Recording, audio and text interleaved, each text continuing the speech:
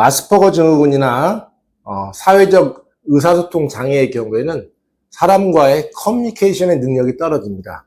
지능은 정상임에도 사회성이 떨어지는데, 그러면 이것이 원인이 무엇입니까? 라고 얘기를 한다면, 제가 볼 때는 100%는 아니겠지만 거의 90% 이상은 주의력의 문제라고 보고 있습니다. 그러면 주의력이면 ADHD가 아닌가요? 라고 얘기를 하시는데, ADHD와는 좀 다른 주의력이라고 볼 수 있겠습니다. ADHD는 충동적이거나 과잉행동, 무기력한 것들을 극복을 해주는 거고, 실제로 종합주의력검사 CAT, 즉 캣 검사를 했을 때 보면 주로 시각주의력이나 억제주의력에 문제가 있는 아이들이 주로 ADHD 증상과 매우 밀접한 관련이 있습니다. 하지만 청각주의력, 간섭주의력, 그리고 분할주의력이 저하가 된 경우가 있습니다.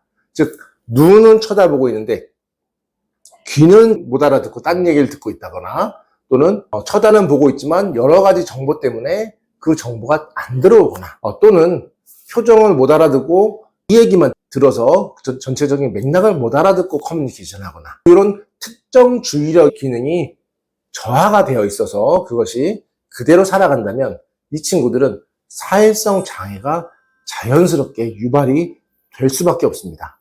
어려서는 좀 덜 할 수도 있지만 커가면서 심해지는 경우도 있고, 어려서부터 계속 그렇게 살아가는 경우들도 있습니다.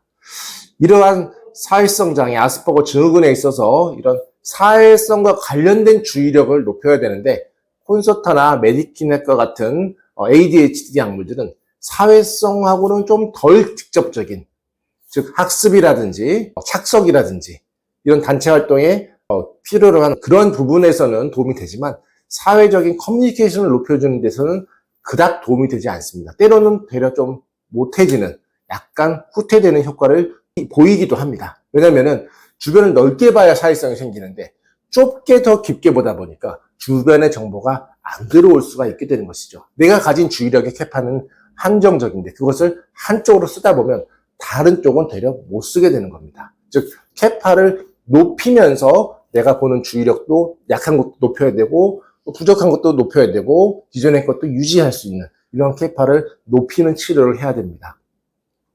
브레인리더 한의원에서도 주의력 능력을 높이기 위해서 15년 이상 무엇이 가장 효과가 좋은지를 이제 환자분들을 치료하면서 더 좋은 약을 개발하고 반복을 해왔습니다. 연구하고 개발하고 연구하고를 해봤더니 시각주의력, 청각주의력, 약이 다르다라는 것을 알게 되었고, 억제주의력도 또 다른 약제로 가야 되고, 간섭주의력도 또 다른 약으로 가야 되고, 분할주의력도 또 다른 약이 있음을 알 수 있었습니다. 각각의 주의력의 5가지의 항목별로 약이 다르고 체질에 따라 또 약이 다른, 이러한 굉장히 세분화된 치료의 방법들이 있다라고 하는 것을 브레인리더 한의원에서는 알게 되었습니다. 왜냐하면 이 진료와 이 치료법에 대한 매뉴얼은 사실은 전 세계적으로 없는 매뉴얼이기 때문이죠. 전 세계적으로 없는 매뉴얼을 브레인리더 한의원에서 환자분들 치료하면서 찾아가면서 조금씩 개발을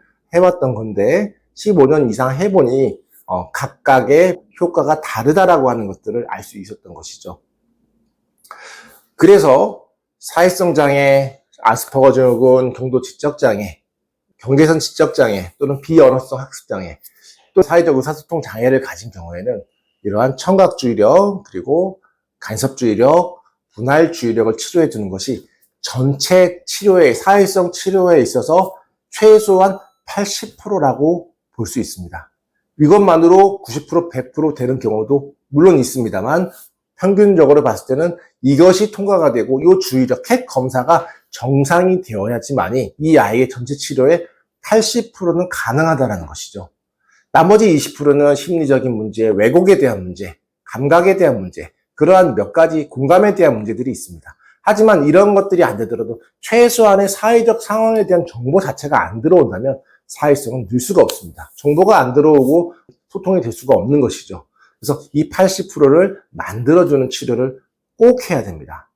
현재 정신건강의학학원 여타의 인지치료 방법이 있다 하더라도 이런 종합주의력의 검사를 사전 사후마다 치료를 하면서 계속해서 검사를 하는 기관들은 거의 없습니다.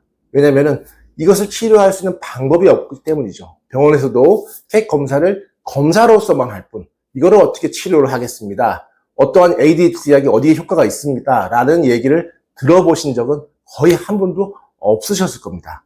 왜냐면은 CAT 종합주의력 검사를 개선하기 위해 ADHD 약물이 개발된 것이 아니기 때문이죠. 즉, 이 아이들의 과잉행동과 충동성을 잡아주기 위한 목적으로 ADHD 약물이 개발된 것이지, 캣 검사에서의 발전에 대해서 그런 것들을 염두에 두고 개발해 둔 것이 아닙니다. 그렇기 때문에 캣 검사에서 효과가 일부밖에 없는 겁니다. 그 이상은 현재로서는 인지약이 개발이 안 된 것이죠. 다양한 인지 기능에 대한 약들을 개발하기 위해서 이런 한방 치료를 통해서 연구하고 개발을 한 거죠. 브레인 리더 한의원에서는 물어볼 것도 없고 가르쳐 주는 것도 없습니다. 어디서도. 그런 것들을 환자분들이 어떤 약이 도움이 되는지를 이렇게 실제적으로 치료 과정에서 체크업을 하면서 더 좋은 약을 체질에 맞게끔 찾아가는 역할을 하고 있는 것이죠. 꼭 아스퍼거, 자폐 스펙트럼, 사회적 의사소통 장애, 경계선 지적 장애 또는 지적 장애 3급의 경우는 이 캣 검사가 거의 정상이 될 수 있도록 하는 것이 치료의 목표가 되어야만 합니다. 그래야 이 친구들이 가지고 있는 현재의 선천적인 한계점들이 극복이 될 수 있습니다.